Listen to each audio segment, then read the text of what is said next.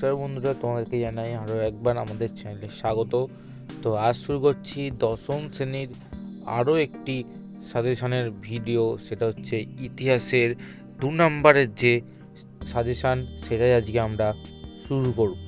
তো তোমরা জানো যে তোমাদের পরীক্ষা, মাধ্যমিক পরীক্ষা খুবই কাছে, তাই তোমাদের ইতিহাসকে আরও সহজ করে দিতে তোমাদের জন্য নিয়ে এলাম 2 নম্বরের সাজেশান।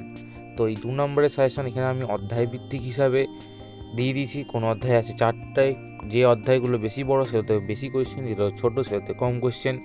যেমন প্রথম অধ্যায় একটু ছোটো অধ্যায়, তাই এটাতে আছে 4টে কোয়েশ্চেন মাত্র। তো এই সমস্ত কোয়েশ্চেনগুলো আশা করছি তোমাদের খুব কাজে লাগবে, এবং এগুলো কিন্তু খুব খুব গুরুত্বপূর্ণ প্রশ্ন। অবশ্যই তোমরা টেক্সট বুকটা পড়ার পাশাপাশি এই কোয়েশ্চেনগুলোকে ভালো করে পড়ে যাও। এগুলো শেষ মুহূর্তের পড়া, তাই ভালো করে তৈরি করে রেখো, কমন নিশ্চয়ই পাবে। তাছাড়া বিভিন্ন যে 4 নম্বরের যে কোয়েশ্চেনগুলো হয় সেগুলোও কিন্তু তৈরি রাখো, সেগুলো 2 নম্বর হিসাবে। এবং শর্ট কোয়েশ্চেন কিন্তু দেখা যায় যে শর্ট কোয়েশ্চেনটাই কিন্তু অনেকভাবে কবে এবং কেন হিসাবেও দিয়ে দেয়, তাই সেগুলোকেও খুব ভালো করে করে রাখতে হবে। তো শুরু করছি আজকের এই ভিডিও। প্রথম অধ্যায়। তো প্রথম অধ্যায় থেকে 4টে কোয়েশ্চেন। তো প্রথম কোয়েশ্চেন, নতুন সামাজিক ইতিহাস বলতে কী বোঝো? নতুন সামাজিক ইতিহাস বলতে কী বোঝো? খুবই একটা গুরুত্বপূর্ণ প্রশ্ন। 2, নিম্নবর্গীয় ইতিহাস চর্চা বলতে কী বোঝো? 3, কোন সময়কে বঙ্গদর্শনের যুগ বলা হয়? নীল বিদ্রোহে সোমপ্রকাশ পত্রিকার অবদান কী ছিল? নীল বিদ্রোহে সোমপ্রকাশ পত্রিকার অবদান কী ছিল? তো তোমরা 4টেই কোশ্চেনকে ভালো করে খাতায় লিখে নিতে পারো বা স্ক্রিনশট করে রেখে দিতে পারো। 2 নম্বর অধ্যায়। 1, সংবাদপত্র ও সাময়িক পত্রের মধ্যে পার্থক্য কী? 2, মেকলে মিনিট কী? 3, ভারতের শিক্ষা বিস্তারে ম্যাগনা কার্টা কাকে ও কেন বলা হয়? বলছিলাম কাকে ও কেনর ব্যাপারে, ঠিক এখানে কিন্তু কাকে ও কেন বলা হয় সেটাও কিন্তু খুব গুরুত্বপূর্ণ, ঠিক আছে? তো 4 নম্বর প্রশ্ন, ইয়ং বেঙ্গল কাদের বলে? ইয়ং বেঙ্গল কাদের বলে? 5, 3 আইন বলতে কী বোঝো? 6, উইলিয়াম কেরি স্মরণীয় কেন? 7, শ্রীরামপুর ত্রয়ী কাদের বলে? 8, লালন ফকির স্মরণীয় কেন? 9, মধুসূদন গুপ্ত স্মরণীয় কেন? 10, হুতুম প্যাঁচার নকশা গ্রন্থটির গুরুত্ব কী? এবার আসছি আমরা তৃতীয় অধ্যায়। প্রত্যেকটা বিদ্রোহের একজন করে নেতার নাম ও বিদ্রোহের ফলে কী কী অঞ্চল গঠিত হয়েছিল এবং কোন কোন অঞ্চলে বিদ্রোহ হয়েছিল সেই সবগুলো ভালো করে পড়ে রাখতে হবে। তার কারণ এখান থেকে কিন্তু কোশ্চেন আসবেই, শর্ট কোশ্চেন হোক 2 মার্ক হিসাবেই কিন্তু এগুলোকে বলা আছে, ঠিক আছে? 1, তারিকি মোহাম্মদিয়া কি? 2, খুদকাটি প্রথা কি? 3, তিন কাটিয়া প্রথা কি? 4, দাদন প্রথা কি? 5, ওয়াহাবি আন্দোলনের লক্ষ্য ও আদর্শ কী ছিল? 6, কিনারাম ও বেচারাম কি? 7, দুদু মিয়া স্মরণীয় কেন? 8, তিতুমিরের প্রধানমন্ত্রী ও সেনাপতির নাম লেখো। তো এই ছিল তৃতীয় অধ্যায়ের 8টি অতি গুরুত্বপূর্ণ প্রশ্ন। তো আশা করছি তোমাদের এই সমস্ত প্রশ্নের উত্তরগুলো তৈরি করা আছে। যদি তৈরি করা থাকে তাহলে কমেন্টে জানাতে ভুলো না, এবং অবশ্যই তোমাদেরকে বলবো আমাদের চ্যানেলটিকে সাবস্ক্রাইব করতে ভুলো না, ঠিক আছে? এত সুন্দর ভিডিও প্লিজ একটু লাইক করে দিও, এবং চ্যানেলে গিয়ে আরও ভিডিও তোমরা দেখতে পারো। ইতিহাসের বিভিন্ন অধ্যায়ের আলোচনা করা আছে, ঠিক আছে? সেটাও তোমরা দেখতে পারো। বিভিন্ন সাজেশন ও আপডেটের জন্য অবশ্যই চ্যানেলটিকে সাবস্ক্রাইব করতে ভুলো না। চলো চতুর্থ অধ্যায়ের দিকে আমরা যাই। 1, ভারতের সভা সমিতির যুগ বলতে কী বোঝো? 2, ভারত সভার উদ্দেশ্য কী? 3, ইলবার্ট বিল কী, বা এখানে দিয়ে দিতে পারে ইলবার্ট বিল বিতর্ক কী, ঠিক আছে? ইলবার্ট বিল কী বা ইলবার্ট বিল বিতর্ক কী? যদি ইলবার্ট বিল বিতর্ক দেয় তাহলে অবশ্যই সেখানে ইলবার্ট বিলটা কী সেটা অবশ্যই লিখবেই, এবং ইলবার্ট বিল কী যখন লিখবে তার সাথে অবশ্যই বিতর্কটা একটুখানি লিখে দিও। 4, গগনেন্দ্রনাথ ঠাকুর স্মরণীয় কেন? 5, হিন্দু মেলার গুরুত্ব লেখো। ঠিক আছে, হিন্দু মেলার গুরুত্ব, তার সাথে অবশ্যই শর্ট কোয়েশ্চেনের জন্য হিন্দু মেলা পুরাতন নাম কি, তাছাড়া হিন্দু মেলার সভাপতি কি, হিন্দু মেলার গুরুত্ব কি। ঠিক আছে, গুরুত্ব তো 2 নম্বরে। তার সাথে বাকি যে কোয়েশ্চেনগুলো বললাম কবে প্রতিষ্ঠিত হয় সেগুলোও কিন্তু খুব খুব গুরুত্বপূর্ণ। পঞ্চম অধ্যায়। 1. পঞ্চানন কর্মকার স্মরণীয় কেন? 2. ISES প্রতিষ্ঠার উদ্দেশ্য কী ছিল? 3. BTI প্রতিষ্ঠার গুরুত্ব কী? 4. বসু বিজ্ঞান মন্দির প্রতিষ্ঠার উদ্দেশ্য কী? 5. শান্তিনিকেতন বা শ্রীনিকেতন প্রতিষ্ঠার উদ্দেশ্য কী? ঠিক আছে, শান্তিনিকেতন বা শ্রীনিকেতন প্রতিষ্ঠার উদ্দেশ্য কী? 6. জাতীয় শিক্ষা পরিষদ কেন গঠিত হয়? ঠিক আছে, জাতীয় শিক্ষা পরিষদ কেন গঠিত হয়? 7.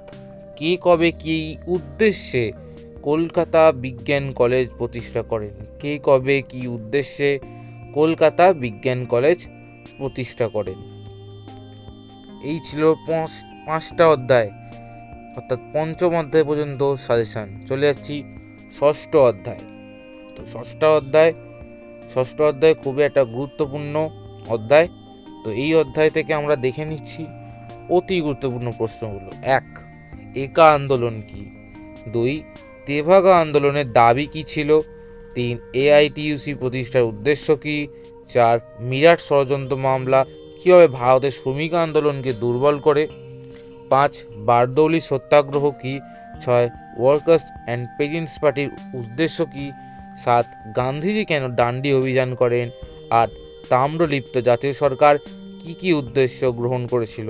এই ছিল 6টা অধ্যায়ের সাজেশান। 6 নম্বর অধ্যায় একটু বড় অধ্যায়, বুঝতে হয়, তাই এই অধ্যায় থেকে 8টা অতি গুরুত্বপূর্ণ প্রশ্ন তোমাদের জন্য বেছে দিলাম। তাছাড়া অবশ্যই কিন্তু আমরা টেক্সট বুকটাকে ভালো করে পড়ো, সেখান থেকে যে প্রশ্নগুলো আসে সেগুলো অবশ্যই করো। টেস্ট পেপার সলভ করো, বিশেষ করে যেটা পর্ষদ থেকে দিয়েছে, অর্থাৎ তোমাদের স্কুল থেকে যেটা বিনামূল্যে দেওয়া হয়েছে সেটা অবশ্যই বারবার করে প্র্যাকটিস করো। ঠিক আছে, সপ্তম অধ্যায়। 1. সরলা দেবী চৌধুরানী স্মরণীয় কেন? 2. প্রীতিলতা ওয়াদ্দেদার স্মরণীয় কেন? 3. অনুশীলন সমিতির প্রতিষ্ঠার উদ্দেশ্য কী ছিল? 4. মাতঙ্গিনী হাজরা, বীণা দাস, কল্পনা দত্ত, ক্ষুদিরাম বসু, সূর্য সেন, ভগৎ সিং, বিনায়ক দামোদর সাভারকর কেন স্মরণীয়? ঠিক আছে, কেন স্মরণীয় এতগুলো একসাথে দিয়ে দিলাম, তার কারণ যদি সবারই স্মরণীয় কেন কেন কেন তাহলে অনেক কটা হয়ে যেত, তাই একসাথে আমরা দিয়ে দিলাম। আশা করছি তোমরা বুঝতে পারছো। এই প্রশ্ন হচ্ছে মাতঙ্গিনী হাজরা কেন স্মরণীয়, বীণা দাস কেন স্মরণীয়, কল্পনা দত্ত কেন স্মরণীয়, ক্ষুদিরাম বসু কেন স্মরণীয়, সূর্য সেন কেন স্মরণীয়, ভগৎ সিং কেন স্মরণীয় এবং বিনায়ক দামোদর সাভারকর কেন স্মরণীয়। তো আশা করছি তোমরা সবগুলো বুঝতে পারছো। তাছাড়া অবশ্যই এই অধ্যায় থেকে প্রত্যেকটা যে আমাদের বিদ্রোহগুলো যে হয়েছিল, বিদ্রোহ বলবো না, এখানে যে প্রত্যেকটা বঙ্গভঙ্গের পর, ঠিক আছে, বঙ্গভঙ্গের পর যে আন্দোলনগুলো হয়েছিল, স্বাধীনতা প্রাককালে যে আন্দোলনগুলো হয়েছিল, সেখানে নারী সমাজ কীভাবে যোগদান করেছিল এবং প্রত্যেকটা আন্দোলনে যে নারীরা কীভাবে গুরুত্বপূর্ণ ভূমিকা পালন করেছিল এবং কোন কোন নারী, বিশেষ করে খুবই উল্লেখযোগ্য যে নারী যে নাম, সেগুলো কিন্তু খুব ভালো করে মনে রাখবে এবং এগুলো কিন্তু শর্ট কোয়েশ্চেনে কিন্তু খুব খুব গুরুত্বপূর্ণ। তার জন্য এই 7 নম্বর অধ্যায় খুব ভালো করে পড়তেই হবে। ঠিক আছে, 8 নম্বর অধ্যায় খুবই সহজ ছোট অধ্যায়। এখান থেকে কিন্তু প্রশ্ন খুবই ভালো ভালো আসে এবং খুবই সহজ। 1. দেশীয় রাজ্যগুলির ভারতভুক্তির দলিল বলতে কী বোঝো? 2. 1950 খ্রিস্টাব্দের নেহেরু লিয়াকত চুক্তি স্বাক্ষরিত হয় কেন বা দিল্লি চুক্তি কি? 3. পেপসু কি? 4. দর কমিশন কেন গঠিত হয়? 5. JVP কমিটি কি? 6. অপারেশন পোলো লেখা আছে কিন্তু পোলো নয়, অপারেশন পোলো হবে। ঠিক আছে, অপারেশন পোলো। 7. উদ্বাস্তু কাদের বলা হয়? 8. পুনর্বাসনের যুগ বলতে কি বোঝো? 9. LOC কথার অর্থ কি? এই ছিল তোমাদের সম্পূর্ণ সাজেশান। যদি ভিডিওটি ভালো লাগে ভিডিওটি একটি লাইক করতে ভুলবে না। তোমার মতামত এবং আর কোন কোন বিষয়ে সাজেশান তোমরা চাও অবশ্যই তোমরা কমেন্টের মাধ্যমে জানিও এবং তোমাদের কবে অ্যাডমিট কার্ড হবে সেটা নিয়ে আমি কিন্তু আগেই বলে দিয়েছি, এবং তার নিয়ে যে পর্ষদের নোটিশ সেটাও কিন্তু আমি দেখিয়ে দিয়েছি। সেটা সেই ভিডিওটা দেখার ইচ্ছা থাকলে অবশ্যই তোমরা কিন্তু আই বাটনে ক্লিক করে দেখে নিতে পারো। তাছাড়া আমাদের চ্যানেলের ডেসক্রিপশন বক্সে এবং অবশ্যই এই ভিডিওর ফার্স্ট কমেন্টেই কিন্তু দেওয়া থাকবে, তো দেখে নিতে ভুলো না। তাছাড়া বিভিন্ন আপডেটের জন্য আমাদের লাইভে এমসিকিউ সলভ হয়েছে সেগুলো দেখার জন্য, এবং লাইভ ম্যারাথন হবে ইতিহাসের কিছু দিনের মধ্যেই, সেটা অ্যাটেন্ড করার জন্য চ্যানেলটিকে সাবস্ক্রাইব করতে ভুলো না। তাছাড়া বিভিন্ন নতুন নতুন জিনিস কিন্তু আমাদের চ্যানেলে পেয়ে যাবে, তাই সাবস্ক্রাইবটা করে রেখো, ঠিক আছে? তো ভিডিওটা শেয়ার করো তোমার মাধ্যমিক দেবে এমন বন্ধুর সাথে, যাতে তাদের কাজে লাগে। তো অবশ্যই সাবস্ক্রাইব করো, লাইক করো, শেয়ার করো, কমেন্ট করো। দেখা হচ্ছে অন্য একটা ভিডিও। তো ততক্ষণ stay happy, stay healthy. Thank you.